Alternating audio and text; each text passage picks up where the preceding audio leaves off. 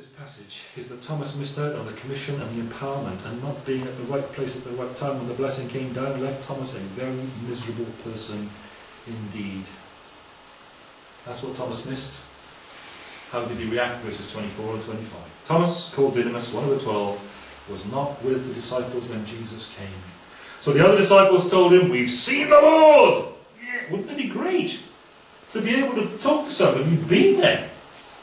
Yeah, somebody you knew, somebody reliable, yeah, and have a reliable testimony to say to you, "Look, I was there." There are people who talk to you about certain important strategic rugby matches in this country, and they'll say to you, "I was there." Recently, sadly, Mervyn Davies passed away. Yeah? Now, as a boy, in that Welsh Cup final where Mervyn Davies went down on the pit, I was there. Right, I was about 16. I was there. And people, "Oh, I had a ticket. I was there."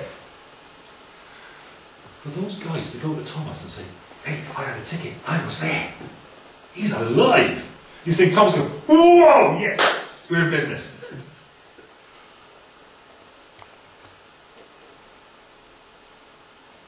He said to them, "Unless I see the nail marks in his hands and put my finger where the nails were and put my hand into his side, I will not believe it." He was a disappointed man. He was a disappointed man. He wasn't there. He's a miserable man. He heard and refused. A reliable testimony to Christ. Now, I do meet a lot of people who I'm able to chat with and talk with. I'm privileged. I have a lot of non-Christian friends and love the bits. But there's sort of two groups in amongst them. There's the ones that are doing this, and there's the ones that say, "Yeah, but what about? What about this?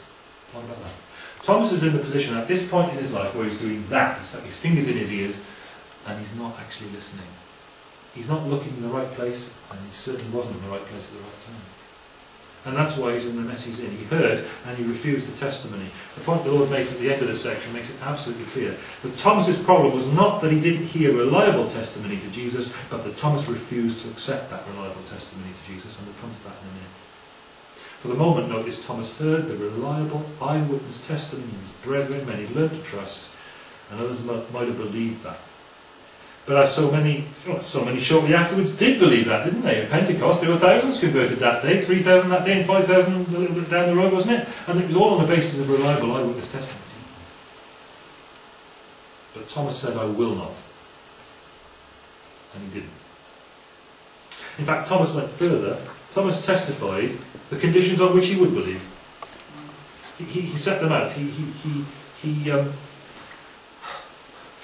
I don't know where he thought he was going with this, because from Abraham onwards, being right with God has been by grace through faith alone, and he says, "I've got to have sight." He doesn't just want sight, he wants touch as well. Still very much a materialist. He wants repeatable phenomena. He wants material phenomena. He wants verifiable by his chosen means phenomena. He's a materialist, and a willful one who insists on... I wrote this late last night. Listen to this. Listen to the long words I use when I'm tired. It's a bit of a joke here. When I get tired, I use long words. Okay, get this. He insists on determining the criteria of his own epistemology. I did write that. I can't believe I wrote that. I've got this terrible thing, long words when I'm tired. Basically, he's going to decide what makes it true or not. And he's having this, or he's having nothing with Jesus. How sad. He will not trust Jesus without this. He's got plenty of evidence to believe if he wants to. If he looks in the right place for it, what's his problem? Is it the evidence that's his problem? Is it his eyes that is the problem? Or is it his will? He says, "Unless I will not believe it." Do you see how he gives himself away? Sadly, as is often the case, what masquerades as something else completely is actually pretty naked willfulness. And we do chat with people, and we do give an answer for the hope that's in us as best we can, don't we? But sometimes you're up against "I won't." How is Jesus going to respond to all of that? Verses 26 to 31 briefly. How is Jesus going to respond to all of that? Thomas has got no right to demand that Jesus should meet his demands for the sort of proof he's looking for. None of them, none of us is entitled to tell God how he's going to evidence himself. So what's Jesus going to do? This is really interesting. Here's a great example in leadership, actually, and here's a great one for fathers. Get this, because this is hard. Okay. First thing Jesus does is he lets him stew for a week. It's not always easy to do that as a parent. Sometimes the kids are not. Are you listening? Kids are not going to get the point if you just dive in straight away and help them out. Certainly grown-up kids. Jesus has the knowledge, the wisdom, and the insight to let Thomas stew for a week. Verse 26. A week later, they were together in one place, and Thomas had learned. Thomas was there, and then Jesus appeared again and stood in the middle of them. Jesus lets him stew for a week. Can you imagine the sort of state that Thomas was in all through that week? Can you imagine what's going through that man's head?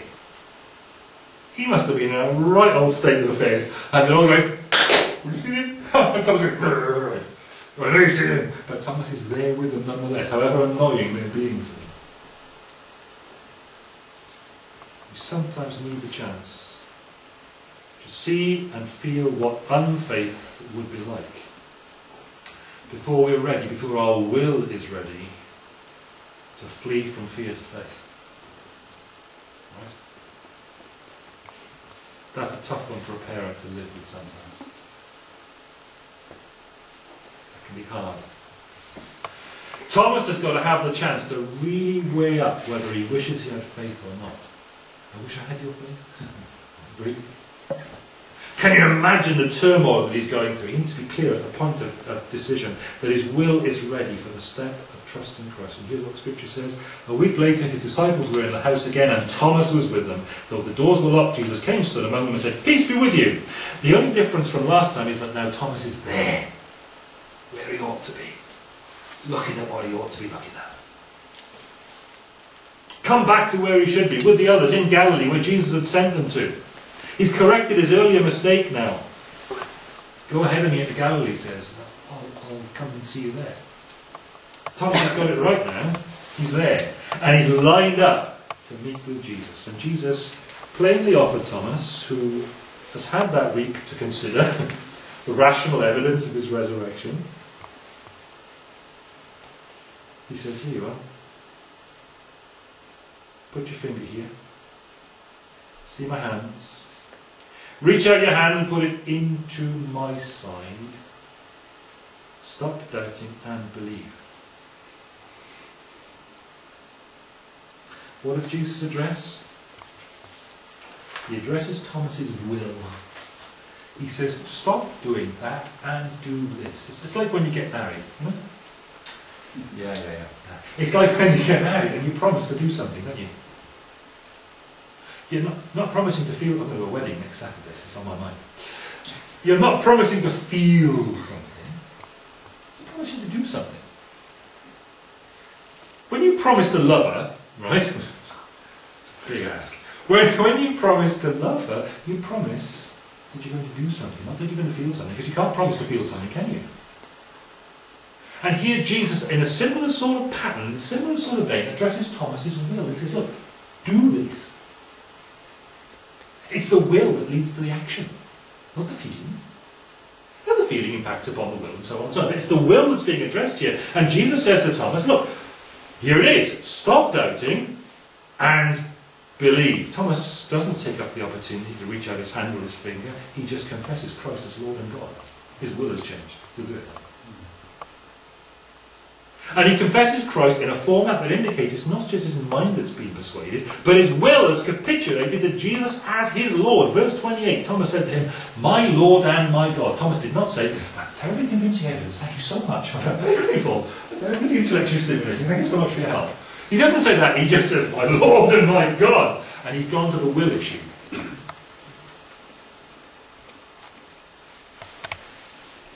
Thomas wanted to have the other disciples' faith. And now that his rebellious will has been dealt with, thoroughly cooked over the course of the last week, as Jesus let him stew, now he's waiting for Jesus to be his Lord.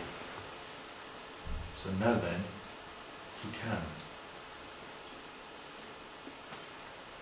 If we're left in any doubt about the point Jesus wants us to see, then he helps us out by making it very plain indeed. Jesus told him, "Because you've seen me, you believe. Blessed are those who have not seen and yet have believed." Faith accepts valid testimony, says Jesus. Blessed are those who haven't seen it, still they believe. Faith doesn't demand the criteria of proof set out by its own unrestrained willfulness.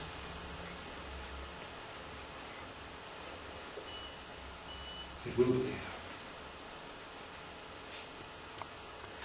See, the problem is not the evidence for faith. There's plenty of evidence for faith. I've been having interaction with one of our nation's leading comedians this week on Twitter, because he put something up about him and his wife had been with the kids making pagan chocolate fertility symbols, that's eggs, making Easter eggs, to celebrate Jesus Zombie Day.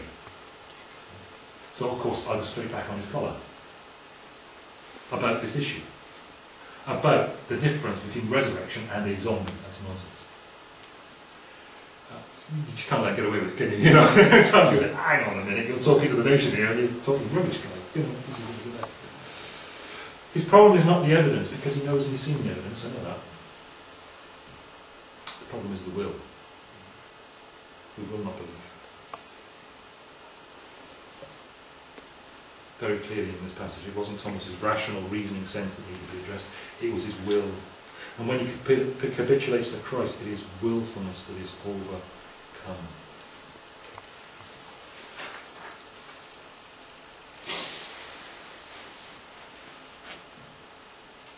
Tim Keller, in his book, Reason for God, Reason for God, he says, faith journeys are never simply intellectual exercises. Faith journeys are never simply intellectual exercises. We address the intellect because we've given up secret and shameful ways. We don't try and con people or twist people or manipulate people into faith. That's not the way it goes. We use rational argument, we use rational reason.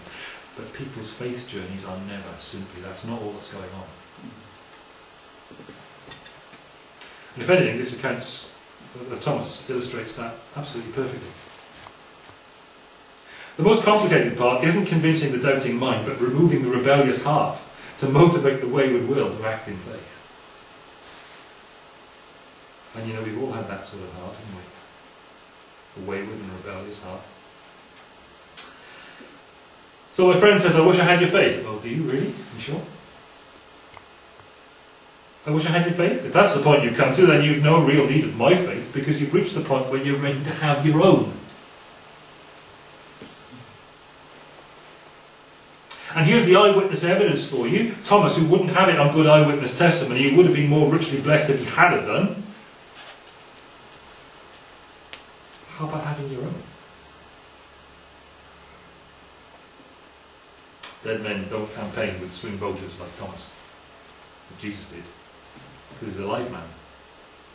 He was raised from the dead, fully alive, fully well, still bearing the marks of sacrifice that Thomas was so unwilling and so slow to accept, convincing the skeptics of the truth of what he'd done. Now what about you?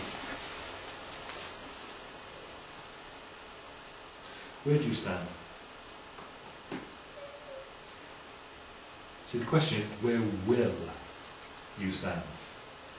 With Jesus, isn't it? Where will you stand? It's the question of the will. And if we take one thing from Thomas on that day when, soon after that first Easter, he met Jesus and saw the evidence, just take from it that confession that he ultimately makes when his will has been dealt with, stewed and softened. My Lord and my God. It's not a matter of I wish I had your faith. It's a matter of your will. And the question is, will you? Happy Easter, people.